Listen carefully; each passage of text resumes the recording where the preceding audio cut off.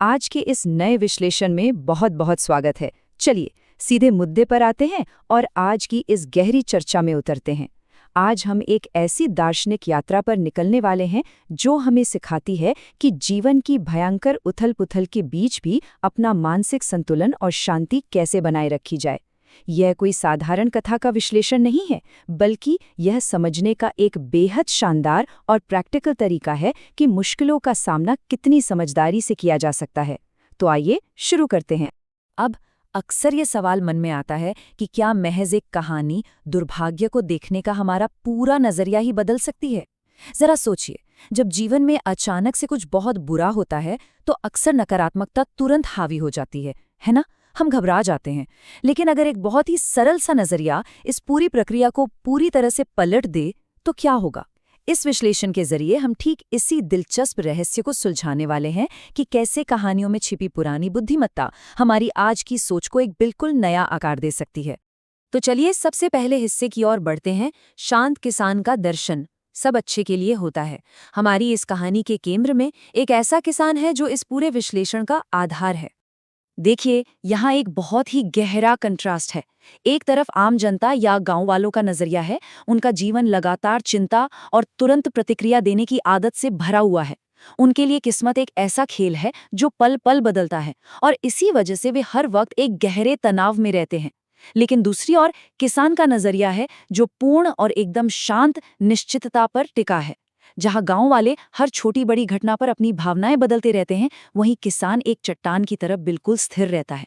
ये तुलना समझना सच में बहुत जरूरी है, क्योंकि ईमानदारी से कहें तो ये हमारी अपनी रोजमर्रा की भागदौड़ वाली मानसिकता को भी एक बड़ा आईना दिखाती है।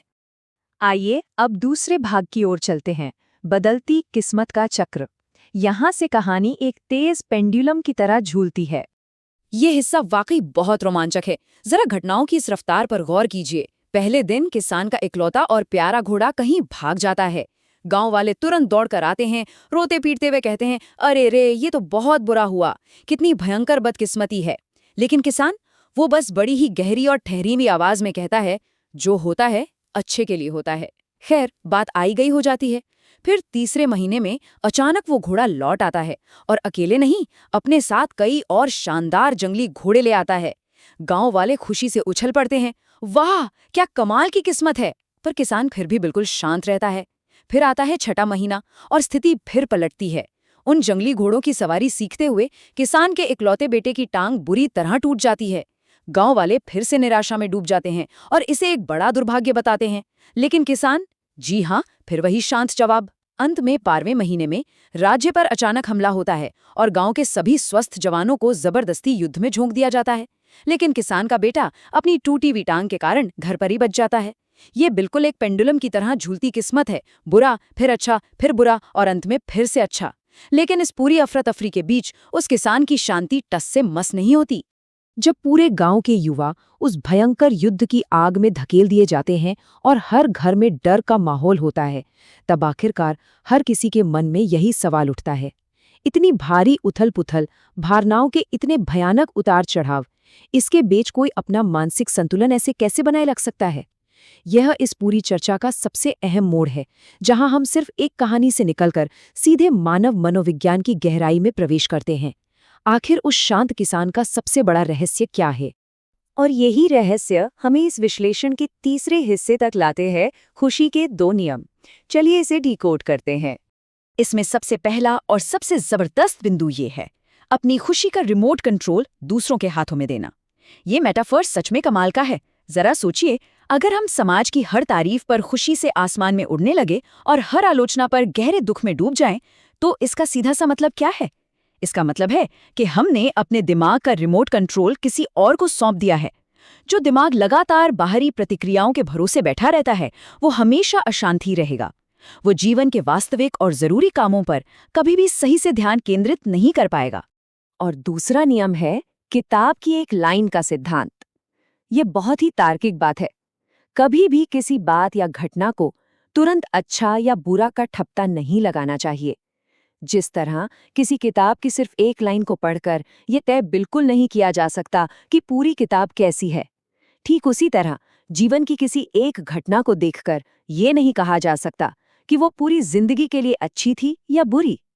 जो घटना आज बहुत बुरी लग रही है, हो सकता है वही कल का सबसे बड़ा बचाव साबित हो जाए। इंसान की सबसे बड़ी गलती ही यही है कि वो चीजों पर बहुत जल्दी अपना फैसला सुना देता है। और इसी के साथ हम आते हैं इस विश्लेषण के चौथे और सबसे प्रैक्टिकल हिस्से पर, अपने कर्मों पर ध्यान केंद्रित करना।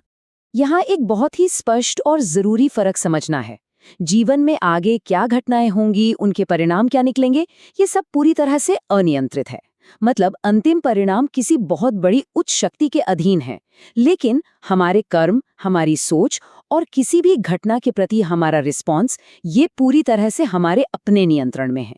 तो समझदारी इसी में है कि अपनी सारी ऊर्जा, अपना पूरा फोकस वहीं लगाया जाए जहां हमारा वास्तविक नियंत्रण है। तो इस पूरी चर्चा का अंतिम निचोड़ क्या निकला? ये प्राचीन शिक्षाएं आज के इस आधुनिक जीवन के लिए 3 बहुत ही सीधे कदम बताती हैं। पहला, दुनिया क्या कहती है इसके आधार पर अपनी भावनाओं का रिमोट कंट्रोल कभी मत खोने दें। दूसरा, जीवन के पन्नों को पलटने दें, किसी एक ही घटना पर तुरंत अपना जजमेंट पास ना करें, क्योंकि याद रखिए कहानी अभी बाकी है। और तीसरा, बस अपने कर्म और अपनी सोच को अच्छा बनाए रखें। ये 3 कदम जीवन की किसी भी मुश्किल स्थिति में एक बेहतरीन मार्गदर्शक का काम कर सकते हैं, बिल्कुल पक्के तौर पर। हम इस विश्लेषण के बिल्कुल अंत तक आ पहुंचे हैं। ये अंतिम विचार अपने आप में उम्मीद की एक बहुत ही बड़ी किरण है।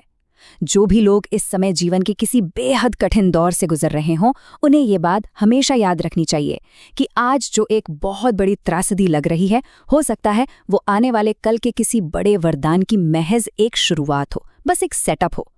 इसी विचार के साथ आज का ये विश्लेषण यहीं समाप्त होता है। क्या ये कहानी हमारे आसपास की दुनिया को देखने का तरीका नहीं बदल देती? इस विचार को अपने साथ रखें और इस पर जरूर चिंतन करें। हम फिर मिलेंगे एक नई चर्चा के साथ।